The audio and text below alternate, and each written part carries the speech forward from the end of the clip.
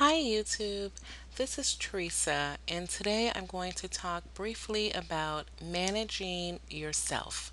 I may explain some things you already know, but hopefully you'll find something that I say today very useful. And if you're like me, you may think that there simply is not enough time between family, classes, and work. I feel like there's not enough hours in the day to get everything done. But that's a myth.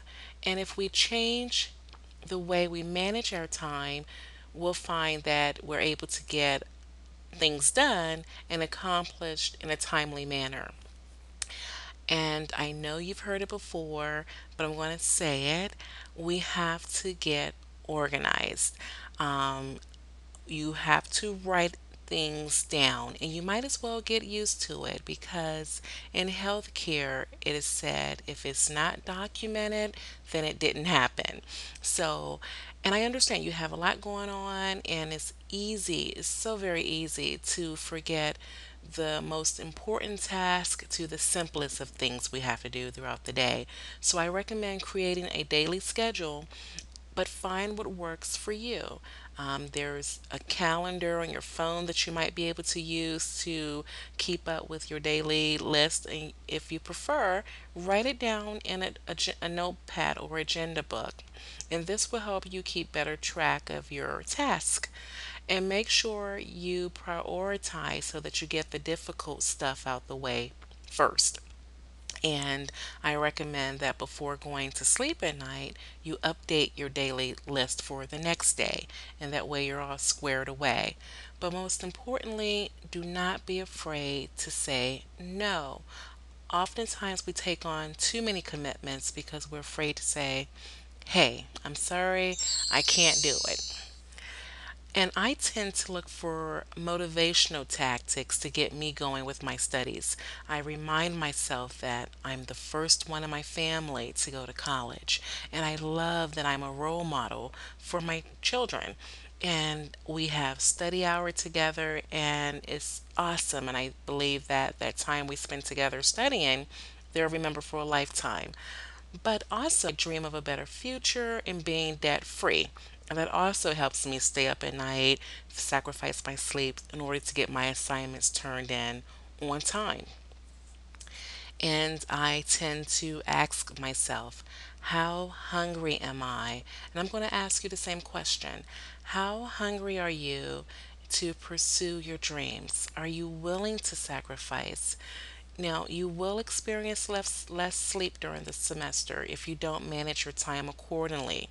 And I find for myself, if I take 15 or 20-minute power naps in the afternoon between my two jobs, it helps reboot my brain. And there's going to be weekends where you're in a study group or you're at the libraries and you have less time to spend with your family and friends, but it's going to be worth it in the end. And I believe that my family and friends understand school comes first. And I wanted to point out that it's okay to let the chores go. Instead of vacuuming 3 times a week, make it once a week. Okay?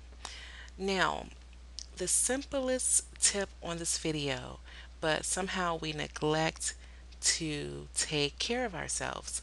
Some of us, while we're studying, we eat junk food and we quit exercising. And as you know, exercise reduces stress and inspires you to eat better. And also, exercise improves the quality of your sleep. So, I'm going to encourage you and I'm going to remind myself to get our 30 minutes a day of aerobic exercise, at least 5 days a week, to help reduce our stress level. And in summary, guys, I'm going to remind you to get organized, to use self motivational tactics, to be prepared to sacrifice a little. And most importantly, I'm going to remind you to take care of your health. You are no good if you're sick. So you want to take care of your health and make sure that you're eating properly, getting the right nutrients, and exercising.